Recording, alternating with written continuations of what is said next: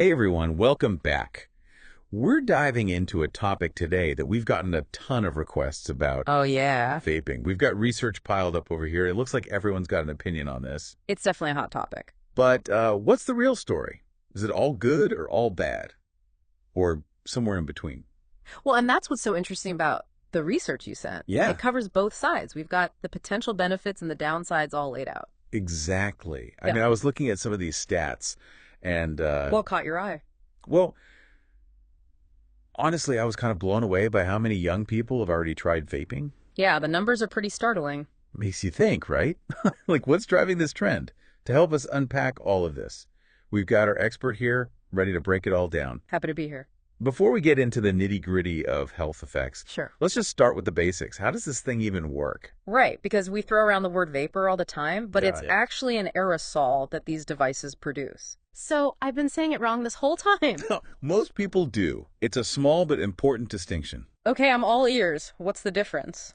Think about those fog machines they use at concerts. Okay, yeah. That's an aerosol, tiny particles hanging out in the air.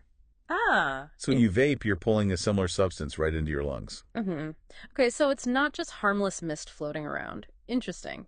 The research mentions that vape juice, or e-liquid, typically has a few main ingredients. Propylene glycol, Right. glycerol, Uh-huh. and of course, nicotine. Now, we all know nicotine is the addictive part. For sure. But what about these other ingredients? Are those safe to inhale? That's the million-dollar question, and researchers are working to figure that out for sure.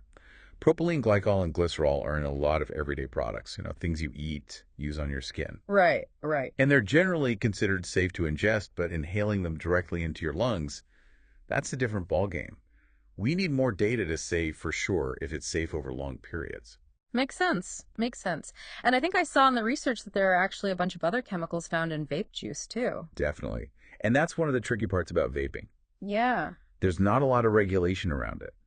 So some studies are finding things in there that you definitely don't want in your Yeah. 20, and then the heating process itself can create new compounds that we're not even sure about. So it's more than meets the eye. We're not just talking about, like, harmless water vapor. No, not at all. It sounds like there's a whole chemical cocktail going on in there. Exactly.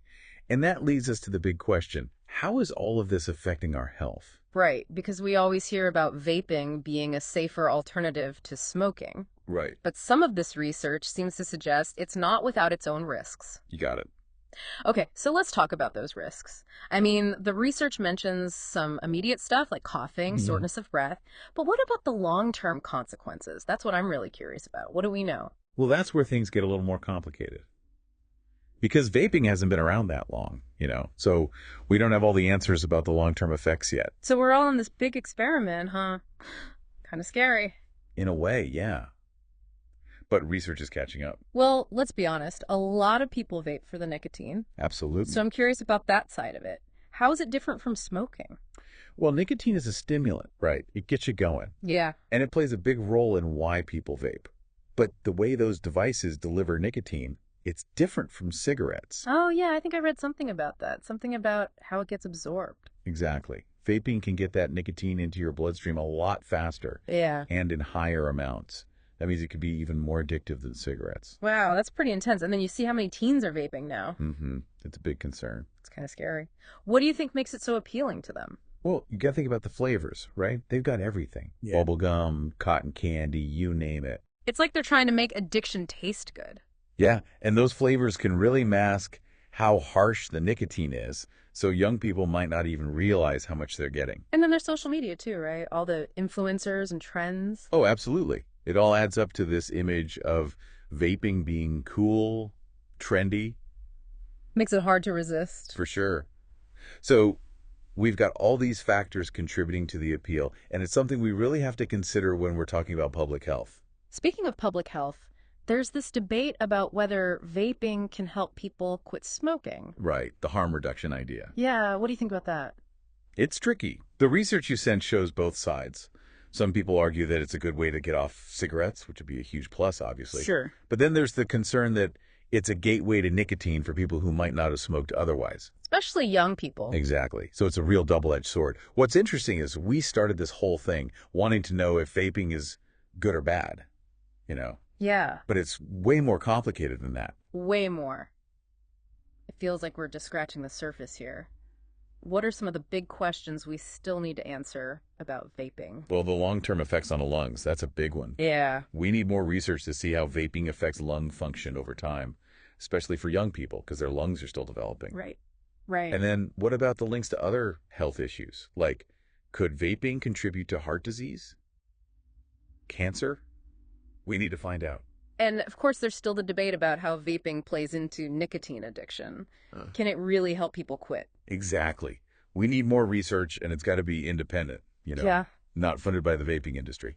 Yeah, unbiased. Right. So we can get some real answers. It's a lot to think about. So, after diving into all this research, what are the key takeaways for our listeners? It really is a lot, isn't it? It feels like we opened up this whole can of worms about vaping. More complicated than I thought, that's for sure. It is, definitely. But I think a few things have become pretty clear from all this research. First off, we got to ditch that idea that vaping is totally harmless. It might be less harmful than smoking, sure, but it's not without risks. Yeah, that's for sure. Every time we thought we had a handle on things, there was something else to think about. All those chemicals in the vape juice. Right. The long-term health stuff we don't even know about yet. And the nicotine. We can't forget about that. Those devices deliver nicotine so efficiently, and it's really easy to get hooked, especially for young people. It's like we're setting them up for a whole new type of addiction. It's definitely a concern. But the good news is we're talking about it. That's true. So where do we go from here? How do we use all this information? I think it comes down to knowledge, right? The more we understand about vaping, the better decisions we can make. For ourselves, for our families. It's about being aware of the risks, Yeah. weighing those against any potential benefits, Exactly. and making choices that we feel good about. And having those honest conversations about it too, right? Not judging people who vape, but just creating a space to talk about it openly. Yeah, no shame, just facts. Right. We got to move past those debates where it's all good or all bad and look at the nuances. It's complicated, and that's okay. I think that's a good point. This deep dive definitely left me with a lot more questions than answers, but I feel like I understand it so much better now. That's a win in my book. Yeah. We shouldn't be afraid of the complicated stuff. I love that. So to wrap things up, what's one thing you want our listeners to take away from all of this? I'd say be curious, be informed, and be cautious. Don't just believe the hype. Do your research, listen to what your body's telling you, and make choices that support your health. That's what matters most. Couldn't have said it better myself. Well, thanks for joining us on this deep dive into the world of vaping. It's been a wild ride. My pleasure. Keep those questions coming, everyone, and we'll see you next time for another deep dive.